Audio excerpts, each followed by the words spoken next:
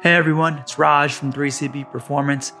Thiago Marreta Santos suffered a left knee injury and possibly an injury to his right knee as well during the first round of his UFC 239 main event versus Jon Jones.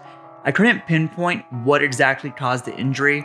Although multiple parties have said Santos first injured the knee on a kick, it was clear that he was moving unusually for much of the fight, with his left leg giving out on multiple instances. In the days following the fight, an MRI revealed a ruptured left ACL, anterior cruciate ligament, MCL, medial cruciate ligament, PCL, posterior cruciate ligament, and meniscus. Further, there were concerns that he suffered torn meniscus and possible ligament damage in his right knee as well. Let's start by taking a closer look at the left knee.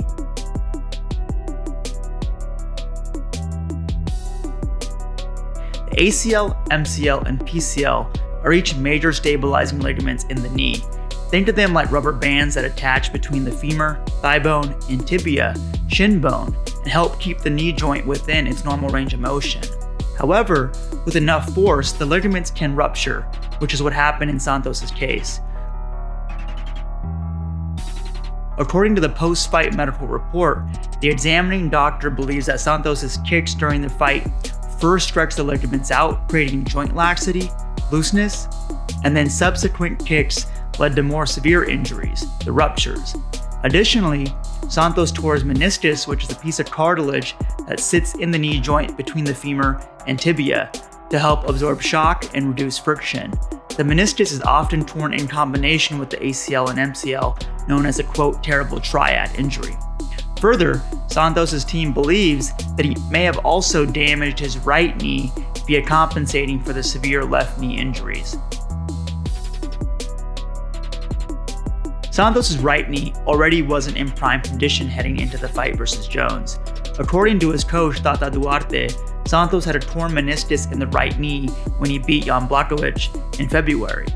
After agreeing to the Jon Jones fight, Santos secretly had surgery on the meniscus.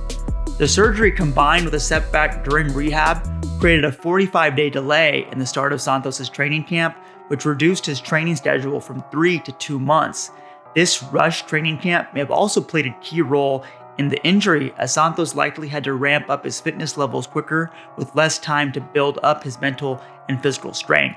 Ramping up activity really quickly, too much too soon, has been shown to increase the risk of soft tissue injuries by nearly 7x. That may or may not have been the case here, but we do know that Santos' camp asked him to pull out of the fight due to the delay, but he refused.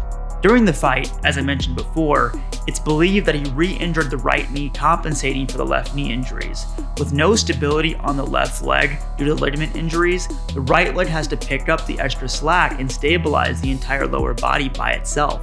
That puts a huge stress on the right knee, and we now know was recovering from surgery.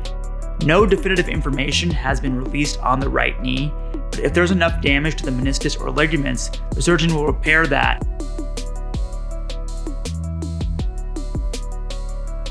Santos' team has given a return timetable of 8 months, which would place his return in March. That's pretty optimistic. The average return to play after an isolated ACL tear is 8 to 9 months, the longest by far of any of the knee ligaments. Then you factor in the damage to the other knee ligaments and the meniscus, along with possible damage to the right knee.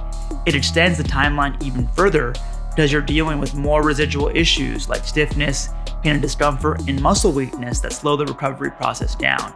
Further, one of the hardest things, if not the hardest thing to overcome, but often overlooked, is the mental challenge of coming back from a severe knee injury. An extended rehab is a tall, isolated hill to climb, and viewing it as a challenge through the lens of a growth mindset rather than as a setback can be critical to recovery because it completely alters the mental environment. There's long established research showing that fear of movement and re-injury, aka kinesiophobia, is one of the last things to come back after ACL and multiple knee ligament injuries. And now there's more and more research coming out showing the tangible impact a positive mindset and mentality has on the rehab process itself and on improved outcomes. Mental resiliency is going to be key for Santos during his recovery, a recovery that very well could take over a year. For comparison, Liverpool midfielder Alex Oxlade-Chamberlain damaged 3 major knee ligaments on April 24, 2018, and returned nearly a year later to the date on April 26, 2019. Santos' injuries, however, are even more severe, particularly if his right knee is injured as well.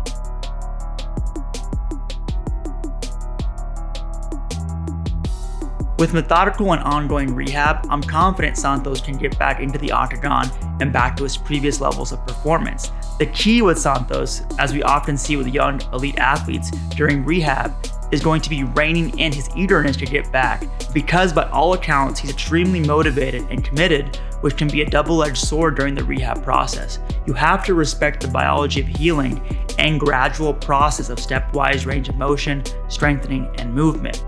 Further, once he does get back, and for the foreseeable future, he'll likely be dealing with residual soreness, pain, and tightness in the knees. Additionally, the reality after any major knee ligament rupture, particularly the ACL and compounded by concomitant damage to multiple ligaments and the meniscus, is the increased risk for cartilage degeneration with the potential to develop mild arthritis. These risks can be mitigated by ongoing strengthening and physio, but Santos and his team will have to be diligent in how they manage his knees for the rest of his career and draw a harder line in the sand when it comes to the risk-reward of pushing through injuries versus delaying fights. That's a wrap for this video. Thanks for watching.